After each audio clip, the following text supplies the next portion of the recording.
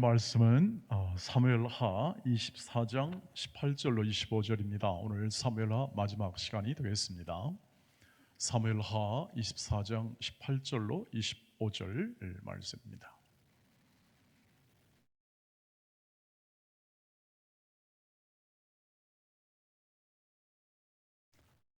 함께 교독하도록 하겠습니다. 사무엘하 24장 18절부터 읽겠습니다. 이날에 갓이 다윗에게 이르러 그에게 아뢰되 올라가서 여부스 사람 아라우나의 타작 마당에서 여호와를 위하여 제단을 쌓으소서 하매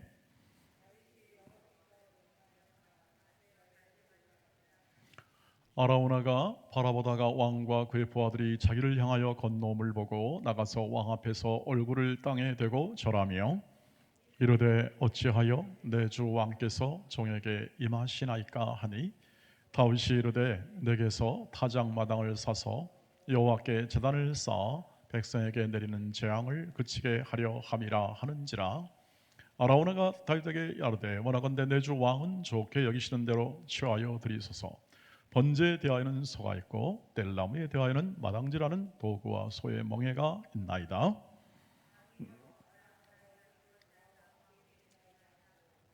또 왕께 아뢰되 왕의 하나님 여호와께서 왕을 기쁘시게 받으시기를 원하나이다.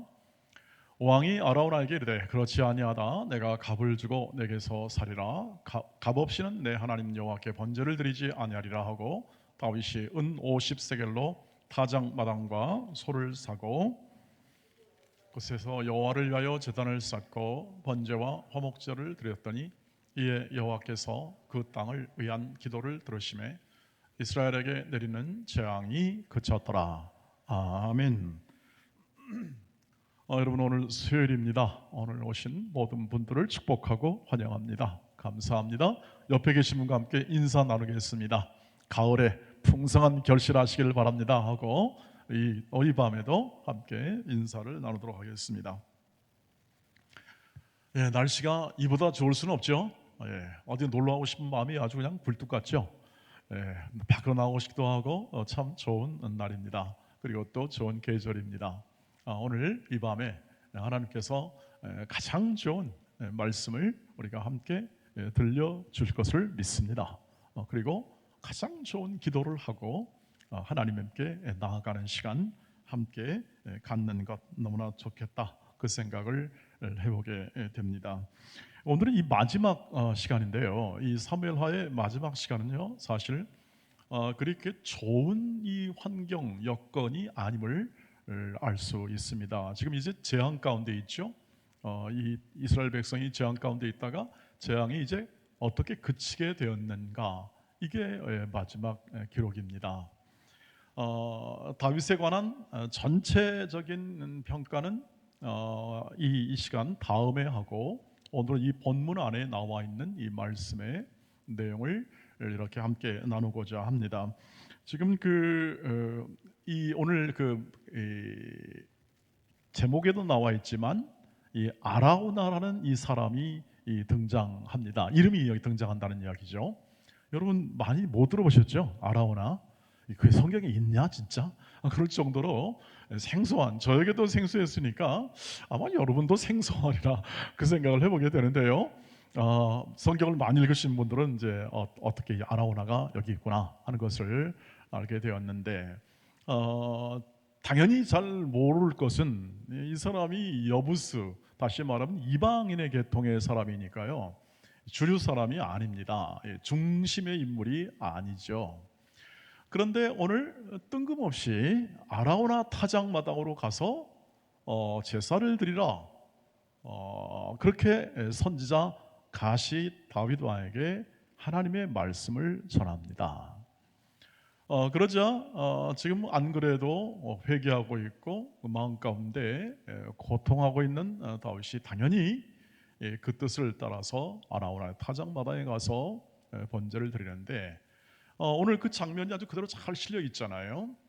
뜻하지 않게 이 아라우나가 이 번제와 화목제를 드리는, 하나님께 제사를 드리는 그 타작 마당, 그 자기 소유겠죠. 아라우나의 소유 안에서 이렇게 제사를 드리는 그러한 일을 맡게 됩니다. 다윗이 이렇게 해서 하나님께 제사를 드리고자 한다고 했을 때 이 아라우나가 기꺼이 자기 있는 모든 것을 통하여 하나님께 제사를 드리도록, 왕의 신분이니까 그렇기도 하고요. 이 아라우나는 여부스 사람이니까 아마 유대 민족은 아니고요. 이 다윗이 그 여부스 땅을 정복할 때 거기서 아마 살아남았던 사람이 아니겠는가 그렇게 추측을 합니다. 어쨌든 중요한 인물이 아닙니다. 중요한 인물이 아닌데 오늘 여기서 하는 이 모든 일들은 굉장히 중요한 의미를 가지고 있습니다. 우선 첫 번째 어떤 중요성을 갖냐면은 이 아라우나의 타작마당에서 번제 또 하나님께 드리는 제사, 이건 지금 예배를 드리는 거죠. 하나님께 경배하며 하나님께 나아가는, 하나님께 영광 돌리는, 그리고 죄를 속죄하거나 혹은 또는 하나님과의 교제를 회복하게 하는 화목의 제사를 드리는 일을 지금 여기서 하고 있는 것을 볼 수가 있습니다. 그래서 왜 제사를 드리냐? 이것은 25절에 그 결과가 분명히 나타나 있어서 한번 읽어보겠습니다. 같이. 그곳에서 여호와를 위하여 제단을 쌓고 번제와 화목제를 드렸더니 이에 여호와께서 그 땅을 위한 기도를 들으심에 이스라엘에게 내리는 재앙이 다 그치게 됩니다. 하나님께서 재앙을 이제 그만하시려고 이제 생각을 하시고 선지자 갓에게 명령하여 다윗을 이쪽으로 오게 하고 명령하여 말씀을 주시고 여기서 제사를 드리고 하나님께 간절하게 기도했더니 하나님이 그 기도를 들으시고, 이미 다 생각을 하고 계셨습니다만 기도를 들으시고 또 예배를 받으시고 그리고 그 땅의 재앙을 그치게 했다, 이렇게 생각할 수가 있겠습니다. 왜 아라우나의 마당이었을까 하는 생각을 해보게 됩니다. 왜 하필이면 아라우나의 땅이냐 이거죠. 여러분, 그 이유를 여러분이 아실 수 있겠습니까? 제가 말씀드리지 못하면 모르겠죠. 저도 몰라요. 그러니까 우리 다 모르는 겁니다. 왜 아라우나 땅으로 갔냐? 하나님 마음입니다.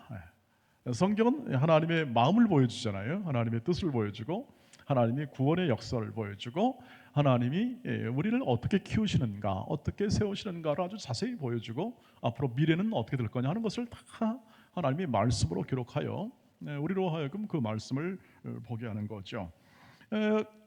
이런 것, 그러니까 왜 내가 이런 좋은 일의 결과를 받았지 하는 것을 우리는 은혜라고 그러죠. 은혜 받았다고 하지 않습니까?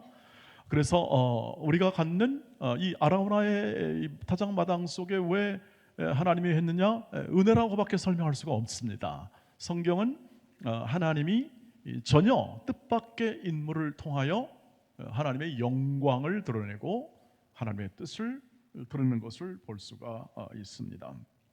분명한 것은 이 아라우나의 타작마당, 그냥 타작이나 하고 곡식 주소할 그 마당이 예배의 자리가 되었다 하는 거죠.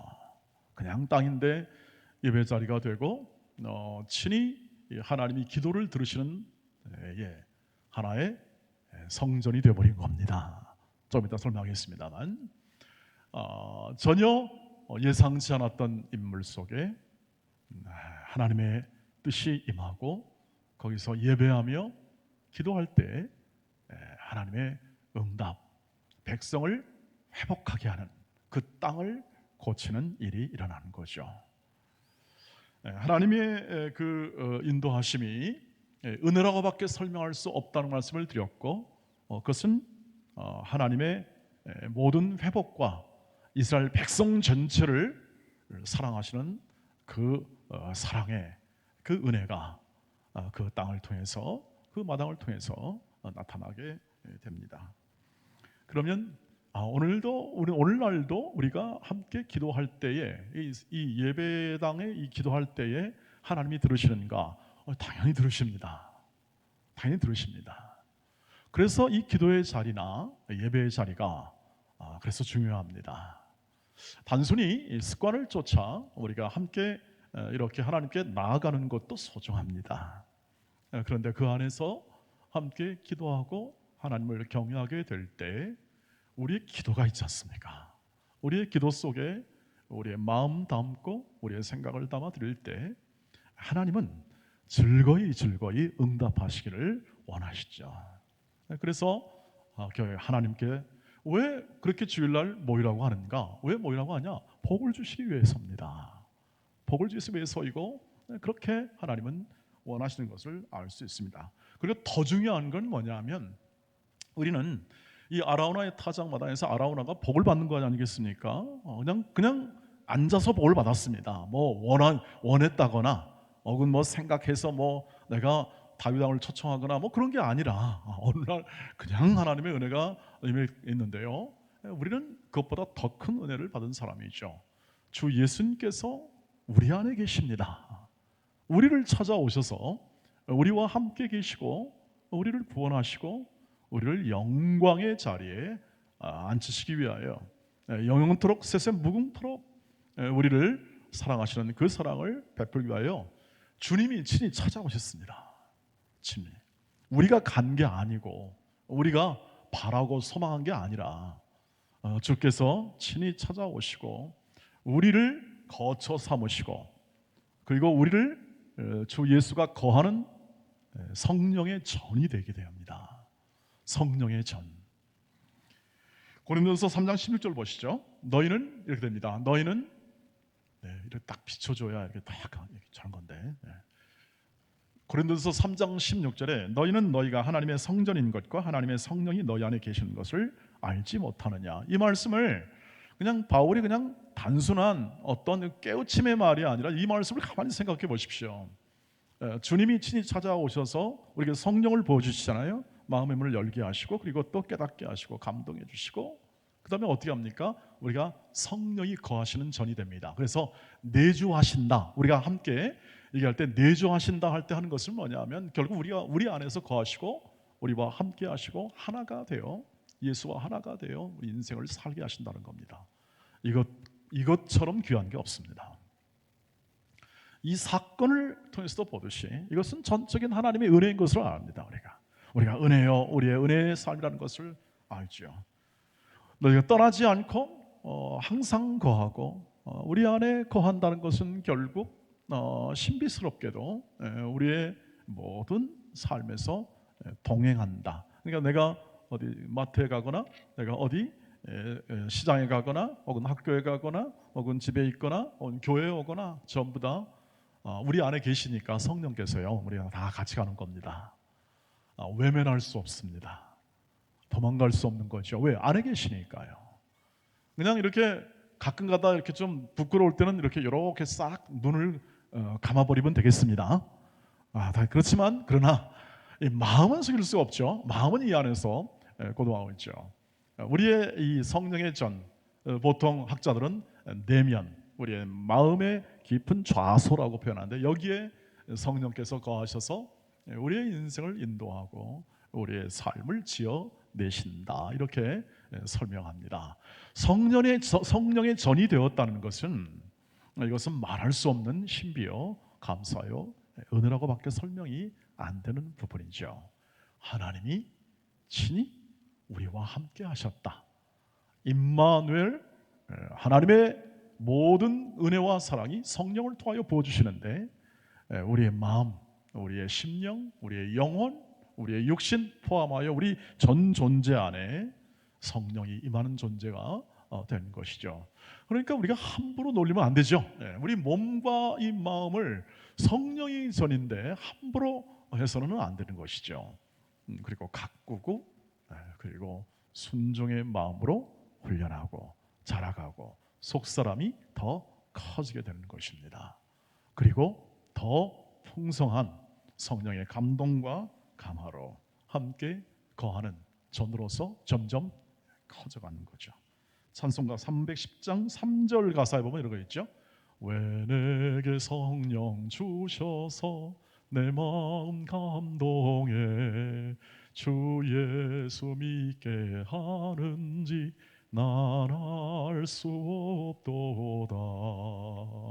아멘이죠. 내가 믿고 의지하는 이 주 예수 그리스도, 왜 내게 그런 은혜를 주는지 잘 이해가 안 됩니다.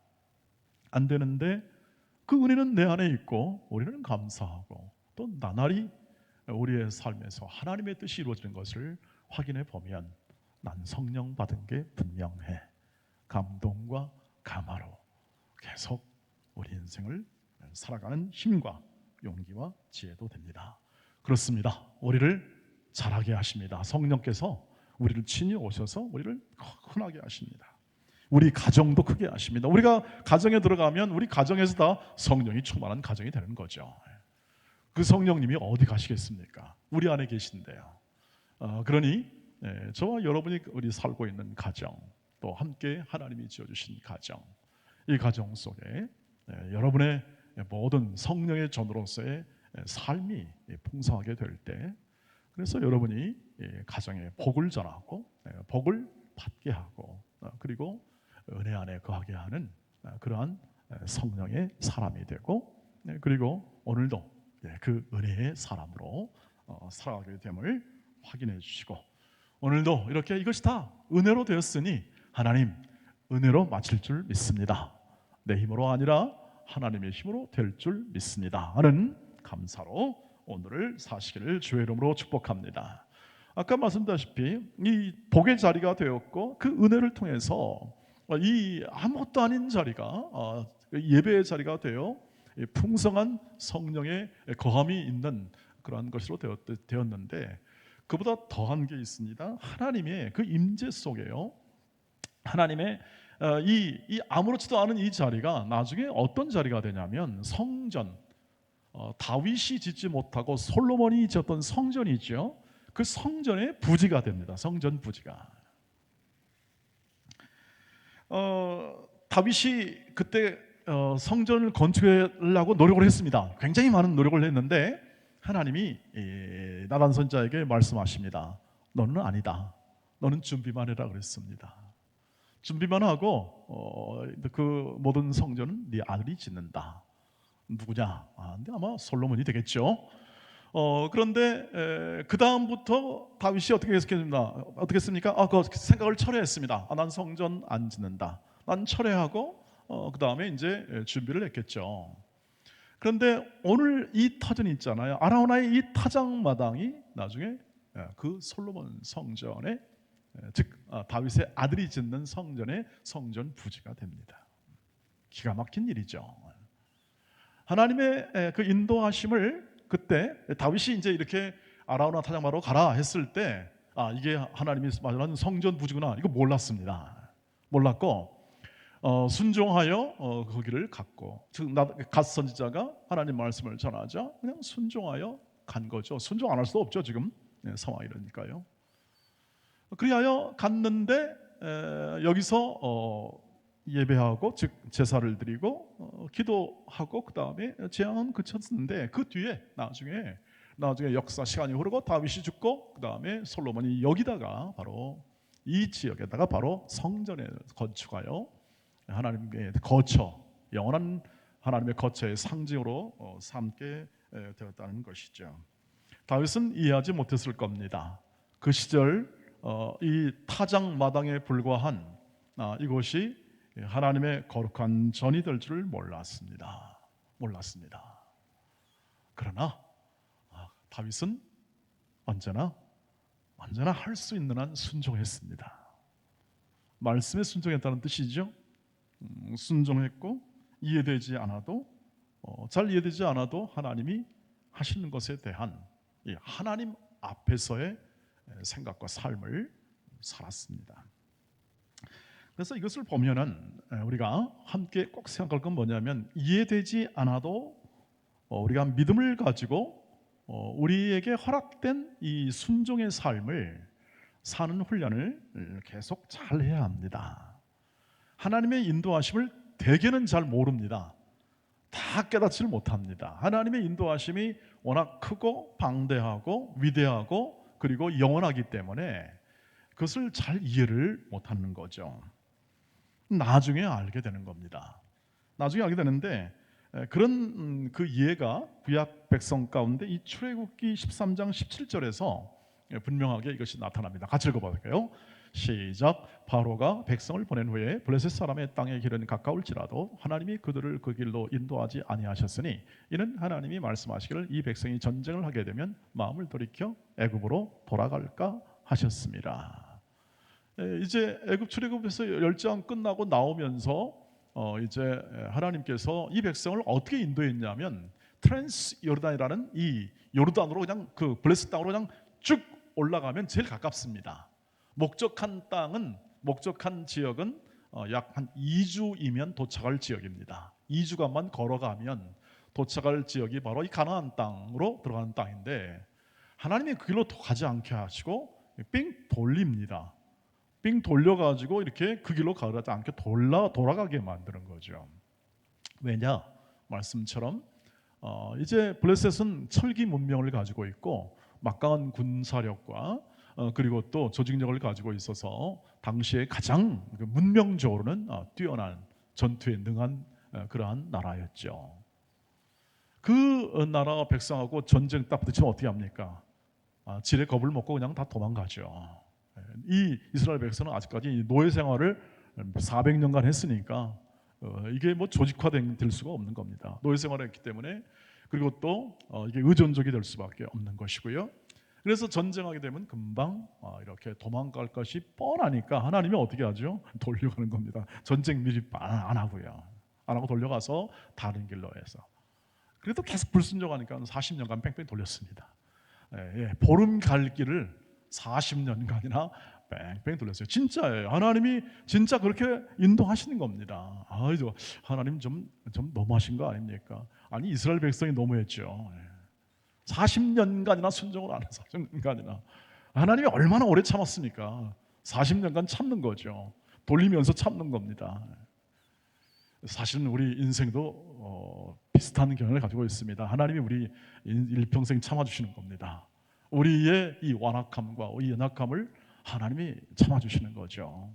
하나님의 정결하고 거룩하고 그 크신 그 영광의 광채가 빛나는 하나님이 여러분 우리 같은 이 존재를 그냥 어떻게 보겠습니까? 우리 그냥 못 보는 존재라고 구약 성경은 기록되어 있지 않습니까? 근데 참아주시는 거죠.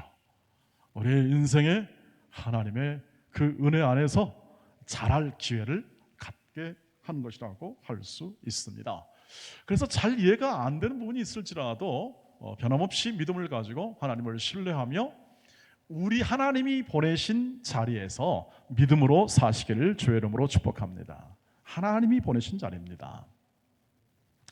제가 대학 때 그 낙도 전도를 꽤 많이 다녔습니다. 그 당시 이제 우리 어린아이 선교회에 있었고 같이 이렇게 활동도 하고 거기서 우리 아내도 만났고요.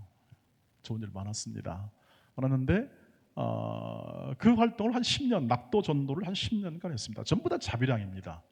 아마 이 목회자로서 이렇게 가지는 여러 훈련을 그때 상당히 저는 많이 받았지 않겠는가. 자비량으로 모든 걸 하고 그 다음에 자기의 비용을 털어서 이렇게 다 모아서 함께 같이 이렇게 그 당시 교육전사 할 때 거의 그때 시즌의 사례는 전부 다 거기도 다 들어갔다고 생각하시면 될 거예요. 총각이었으니까요.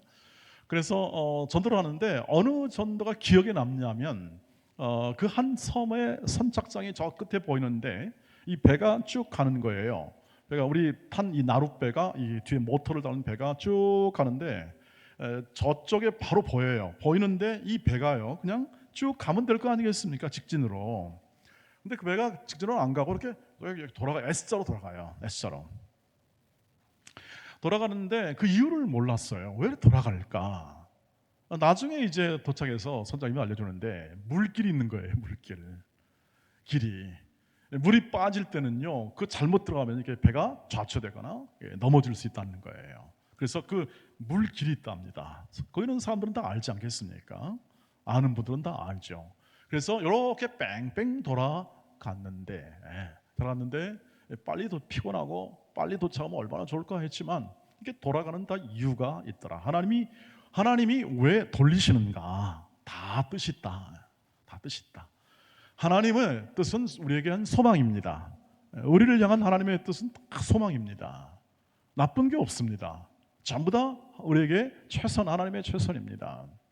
다만 우리가 기다리지 못함이요, 다만 우리가 깨우치지 못함입니다. 그리고 기다리지 않기 때문에 그러죠. 하나님의 인도하심을 지난 시간에 말씀드렸습니다. 하나님의 인도는 언제나 우리의 생각을 넘어선다, 우리 이해를 넘어선다고 말씀을 드렸습니다. 그런데 그 이해가 안 되니까 못 참고 도망가 버리거나, 못 참고 그냥 어떻게 합니까? 포기하거나 하는 경우가 종종 있는 것을 볼 수가 있습니다. 여러분, 끝을 보시기를 주의 이름으로 축복합니다. 끝을 보십시오. 여러분의 끝을 보십시오. 여러분의 끝을 보시면 모든 게 이해가 될 겁니다. 모든 게 다 부활 생명으로, 나중에 우리를 부활 생명으로 예수와 같이 만들어 주시겠다고 약속을 했습니다. 우리의 실체가 그렇습니다. 여러분 잘 믿어지십니까? 우리가 예수의 몸으로 이렇게 주께서 다시 오신 날 우리를 부활 생명과 똑같이 부활하신 예수의 몸과 똑같은 형체로 바꾸어 주신다는 그 말을, 그 말씀을 그냥 흘려버리거나 혹은 또는 우리가 그냥 생각하지 않으면 우리는 미래에 대한 것을 확신할 수 없으니까 현재 있는 이 삶도 우리가 확신이 안 되는 겁니다. 그러니까 현재 받은 고난은 장차 받을 영광과 좋게 비교할 수 없다는 바울의 로마서 8장 18절의 말씀이 이것이 이 미래에 대한 이 확신이 없으니까 이게 그냥 공허한 것처럼 들리는 겁니다. 그냥 하나의 구호밖에 안 되는 거죠. 그것을 현실화시킬 수가 없는 겁니다. 현실화시킬 수 없다는 것은 뭐냐면 신앙이 지금 현실적이지 않다는 거죠. 현실의 신앙이 강해야 할 텐데, 그래야 이 고난의 어떤 어려움을 극복하고 나갈 텐데 그것에 대한 확신이 없으니까 현실에 대한 확신이 없을 수밖에 없는 거죠. 여러분, 하나님의 행하심은 일양 미쁘시고 약속을 이루시는 분이기 때문에 지금까지 이루어왔잖아요. 하나님이 다 이 성경을 통해서 약속 이룬 것을 다 보여줬기 때문에 보여주시고, 즉 예수가 이 땅에 오시고 그 다음에 죽으시고 십자가에 죽으시고 구원하시고 부활하시고 승천하시고 여기까지는 됐잖아요. 그 다음에 재림까지도 우리는 믿을 수 있다는 거죠. 그 예수님이 행하신 바 이 모든 한 일을 통하여 예수님이 그러면 부활 생명까지 갔다면 다시 돌아오는 게 뭐 이렇게 어렵나요? 아무도 어려울 게 없는 거죠. 하나님이 천지를 만드시고 우리를 지금 주관하신다는 것을 믿는다면 신비롭게도 다 이해가 안 되지만, 그 다음에 하나님이 우리를 약속한 바 너는 영광의 하나님의 자녀의 자리에 반드시 앉히겠다, 보좌 우편에 계신 예수님이 기도하시고 말할 수 없는 탄식으로 성령께서 기도하신다면 그 일은 반드시 이루어질 것이다 하는 것입니다. 그래서 오늘날 우리가 하나님이 보내신 자리, 하나님이 우리 안에 계시고 오늘 우리로 하여금 우리의 삶의 현장 있지 않습니까? 저와 여러분이 가지고 있는 모든 삶의 현장, 저는 교회에 주로 많이 있고 가정에 있습니다. 여러분은 가정 혹은 또 직장, 일터 모든 삶의 그 현장 속에서 하나님이 그 약속을 거기서 이루십니다. 그 약속의 현장에서, 삶의 자리에서, 그 삶의 자리입니다. 어떤 자리십니까? 여러분은 각자가 다 받으시지 않나요? 그런데 그 자리는 결국 어떤 목적이냐면 하나님의 자녀답게 세우시는 자리입니다. 그것은 돈이나 명예나 소유나 권력에 의한 보상이 아니라 그것은 하나님의 자녀의 거룩함, 착함, 진실함, 의로움, 사랑, 이런 존재로 키워내는 것이죠. 그러니까 하나님이 기대하는 건 뭐냐면 네가 고생을 해도 더 커라, 고생을 해도 더 커라는 거죠. 젊어서의 고생은 사소한다 하는 말처럼 더 커라, 더 커지고 더 거룩해져라 하는 거죠. 즉 더 세상의 모든 가치에 따라 사는 게 아니라 하나님의 말씀대로 더 사는 이 폭이 더 커지게 되는 겁니다. 여러분, 젊은이들은요 다 세상의 가치에 따라 살아갑니다. 거의. 왜요? 그거 해야 되니까요. 그거 안 하면 죽을 것처럼 느끼잖아요. 열심히 돈 벌고 좋은 신랑감 만나고 시무시고 만나가지고 잘하는 거. 맞습니다. 그렇게 돼야 되겠죠. 그것밖에 없어요. 그때는 다시 하나님의 뜻을 다 이해한다고 할 수는 없겠죠. 그러나 이제 시간이 가면 갈수록 점점 인생이라는 건, 삶이라는 건 내가 경영해서는 안 되는구나. 그것을 점점 알게 되죠. 다 내려놔라. 내려놓고 하나님만 의지해라 하는 말씀이 들려오기 시작하면 그때 삶에서 진정한 성장과 그 속사람의 강건함이 더 커지는 시점이라고 할 수 있겠습니다. 하나님은 그것을 기대하시죠. 경건, 절제, 거룩함, 그리고 또 그것이 그 삶에서 드러나는 것입니다. 오래 참는 것, 사랑하는 것, 그 진리를 기뻐하고 불의를 타협하지 아니하고 하는 이 현실의 삶 가운데서 것입니다. 하나님의 뜻입니다. 하나님의 뜻입니다. 모든 것은 하나님의 뜻이 이루어지도록 주님께서도 우리 주기도면서 가르쳐 주셨고, 그 하나님의 뜻을 따라 사는 인생을 살도록 우리는 이 삶의 현장 속에 주어졌습니다. 우리가 교회에 와서 기도하며 하나님께 나아가는 가장 중요한 이유 중에 하나는 이 현실의 삶에서 하나님의 뜻을 이루어 주옵소서. 잘 이해가 안 되니까요. 우리는 잘 이해가 안 됩니다. 안 되지만 분명히 자리는 보내줬고, 일은 주어졌고, 목사로 일을 주어졌고, 장로님으로 일을 주었고, 또 권사님으로 일을 주었고, 직분으로 주어 분명하게 무슨 일을 하라고 주지 않습니까? 그리고 여러분의 집에서 어머니, 아버지로서, 할아버지, 할머니로서 다 성경 안에 약속으로 그 일을 행하도록 전부 다 그렇게 말씀했습니다. 그 말씀대로 잘 한 가지 한 가지 이루어 가십시오. 잘 안 되다가도 또 어려움을 당하면 아프죠. 고통스럽죠. 그때는 더 하나님을 의지하십시오. 더 가까이 가십시오. 하나님이 요 앞에 계십니다. 하나님 요 앞에 가까이 계십니다. 가까이 계셔서 우리의 인생을 이끌고 계십니다. 아니, 이미 찾아오셔서 우리 인생을 이끌고 계시니까 좀 넉넉한 마음으로, 더 깊은 마음으로 하나님의 뜻을 준행하여 하나님의 일하심을 풍성하게 느끼고, 하나님이 정말 이렇게 일하셨구나 하는 그 감사를 여러분의 인생 가운데 아주 풍성하게 누리는 귀하고 복된 우리 온 동원의 가족이 되시기를 주의 이름으로 축복합니다. 우리 신실하신 하나님 한번 찬양하도록 하겠습니다. 하나님은 한 번도 나를 실망시킨 적 없으시고 언제나 공평과 은혜로 나를 지키셨습니다. 오 신실하신 주, 함께 찬양하며 기도하겠습니다.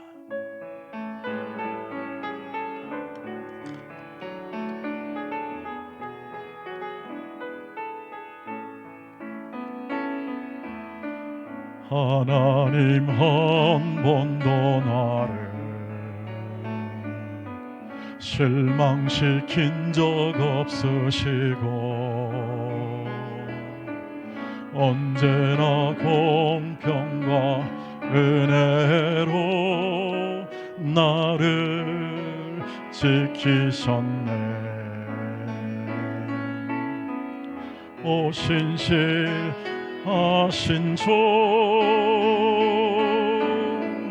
오 신실하신 주, 내 너를 떠나지도 않으리라. 내 너를 버리지도 않으리라. 약속하셨던 주님, 그 약속을 지키사 이후로도 영원토록 나를 지키시리라 확신하는 지나온 모든 세월들 돌아보아도